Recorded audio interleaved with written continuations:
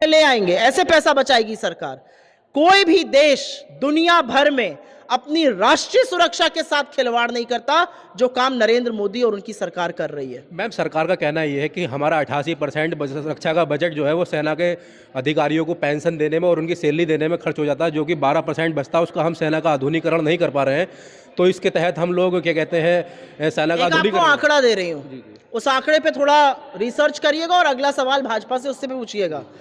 पिछले 5 सालों में, 10 सालों की बात नहीं कर रही हूं उसमें, क्योंकि आंकड़ा और भी ज्यादा है।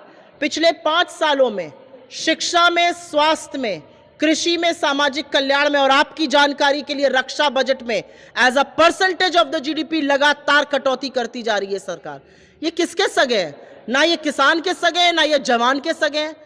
88% आपने जो फिगर एक दिया, 88% टाइम मोदी जी चीन का चरण वंदन करने में अगर ना बिताते तो आज अप्रैल 2020 की यथावत स्थिति बन गई होती। 4 साल बाद भी चीन हमारी सरहद में घुसा हुआ है। प्रधानमंत्री कोई घुसा हुआ नहीं कहकर क्लीन चिट देते हैं। सवाल उस पर पूछिए। मैम, हमारे ex army chief general Naravane ji ने जो किताब लिखी है उसके ऊपर उन्होंने सवाल उठाया है अग्निवीर योजना के ऊपर।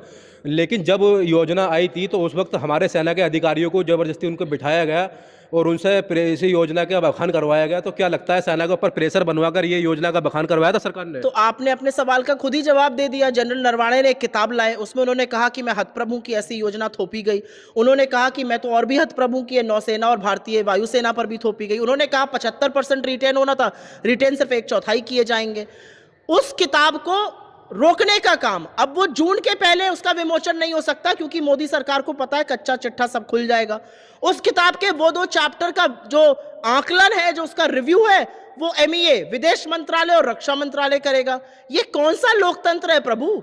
और आपने कहा कि उन पर जबरदस्ती दबाव बनाया गया। आज कितने मीडिया चैनल, चलिए आप बड़े प्रबुद्ध पत्रकार हैं, आप तीखे तल्ख सवाल पूछ रहे हैं, कितने चैनल आपके पूछ रहे हैं कि 1 घंटे में 2 बेरोजगार क्यों आत्महत्या कर रहे हैं? कितने चैनल आपके पूछ रहे हैं कि 30 लाख से ज्यादा सरकारी पद क्यों खाली है? कितने लोग पूछ रहे हैं कि किसान की आय जो 2022 में दुगनी हुई थी वो 27 रुपए पर आकर क्यों टिक गई है? कोई नहीं पूछ रहा है, पूछना तो आपका भी काम है। ऐसा अग्निवीर योजना के तहत एक इजराइल के अंदर भी ऐसी एक अग्निवीर योजना थी।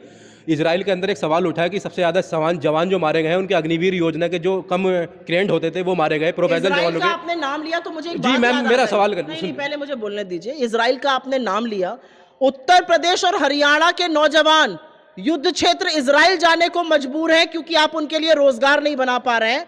आप उनको 4 साल के बाद कटोरा पकड़ने की तैयारी कर रहे हैं। ये असलियत है। मैम, जिस तरह से मेरा सवाल था कि जिस तरह सरकार, वो रक्षा विशेषज्ञों को कहना है कि इजराइल में सेना के दौरान जो मारे गए सबसे ज्यादा अग्निवीर जवान मारे गए, तो हमारी सुरक्षा के साथ सरकार कहीं ना कहीं खिलवाड़ कर रही है कि 4 साल के जवानों को उनको ट्रेंड नहीं हो पाएगा। सवालों का खुद ही जवाब दे रहे हैं ना, इसमें मैं क्या बोलूं? बिल्कुल सही कहा आपने।